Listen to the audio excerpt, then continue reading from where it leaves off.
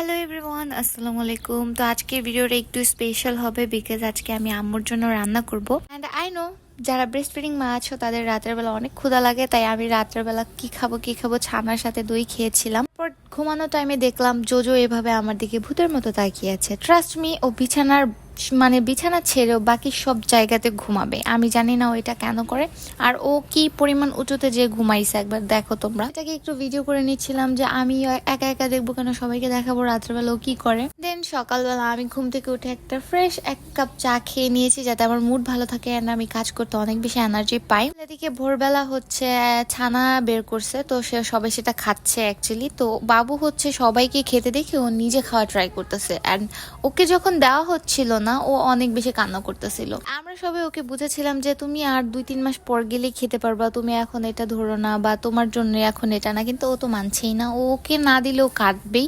Well এখানে ওকে কিন্তু সান্ত্বনা করার জন্য জাস্ট ওর সামনে এনে ছানাটাকে রাখা হচ্ছে, ওকে কিন্তু দেওয়া হবে না বিকজ ওর এখনো 6 মাস হয়নি। আম্মুর সাথে আর বাবুর সাথে কিছুক্ষণ গল্প করার পর অ্যাকচুয়ালি আমি রান্না করতে চলে যাব। আসলে আম্মু হচ্ছে গতকাল হাঁসের মাংস দেশে থেকে নিয়ে এসেছিল, তো সেটাকে আমি 2 ভাবে রান্না করব। আর সাগর হচ্ছে হাঁসের মাংস একদমই খেতে পারে না, আলাদা আমার হচ্ছে মুরগির গোশ রান্না করতে হবে আর চিংড়ি মাছ রান্না করতে হবে। যেহেতু একাই ও খাবে তাই আমি খুবই অল্প পরিমাণ রান্নাই করবো ওর জন্য, যাতে খাবারটা নষ্ট না হয়। বরাবরই নারিকেল দিয়ে হাঁসের মাংস অনেক বেশি পছন্দ। তো যেহেতু এবার আম্মু অনেক অসুস্থ, আম্মুর হচ্ছে পায়ে চোট পেয়েছে, পা ভেঙে গিয়েছে, সেটা ঠিক হতে অনেক টাইম লাগবে, তাই আম্মুকে আমি কোনো ধরনের রান্না করতেই দেব না। তারপরেও আম্মু হচ্ছে আমাকে সাহায্য করার জন্য তার পা ব্যথা নিয়ে চলে এসেছে রান্নাঘরে। আমি তো মানা করছি অনেকবার, কিন্তু সে তো শুনবে না, বলতেছে আমি একটু হেল্প করে দিই, নাহলে তুমি একা একা কিছুই করতে পারবা না।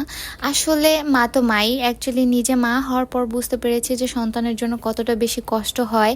মা সুস্থ হোক বা অসুস্থ হোক, সন্তানের প্রতি তার যেই দায়িত্ব কর্তব্য সেটা সে পালন করতে কখনোই ভুলে না। তো আম্মু হচ্ছে এদিকে হাঁসের মাংসটা, চিংড়ি মাছ, দেন পোলাও চাল, এগুলো সবকিছু ধুয়ে আমাকে রেডি করে দিয়েছে যাতে আমি খুব ইজিলি রান্না করতে পারি। হাঁসের মাংসের জন্য নারিকেল তো মাস্ট দরকার, সেটাকেও কিন্তু দেশে থেকে নিয়ে এসেছে। এভাবেই আমি চিংড়ি মাছের মধ্যেও কিছুটা নারিকেল দিব, যেহেতু একটু চিংড়ি মাছ আমিও খাবো।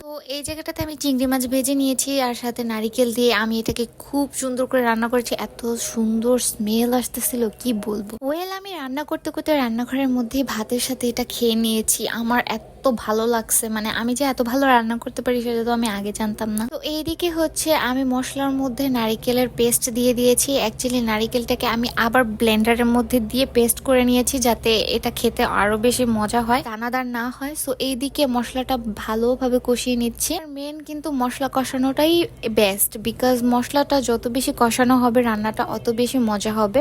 এক চুলায় হচ্ছে হাঁসের মাংসটা বসিয়ে দিয়েছি আর আরেক চুলায় হচ্ছে পোলাওটা বসিয়ে দিয়েছি।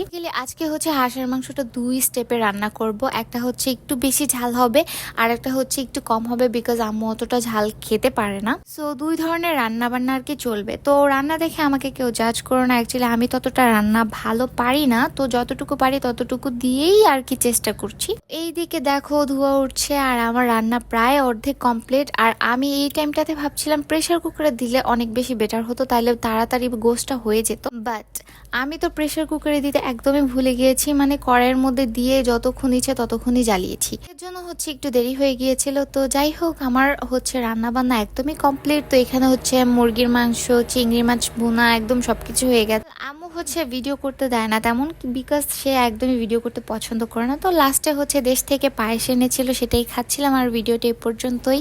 সবাই ভালো থাকো অ্যান্ড সুস্থ থাকো। আল্লাহ হাফেজ। আর আম্মুর জন্য দোয়া করে যাতে আম্মু অনেক দ্রুত সুস্থ হয়ে যায়।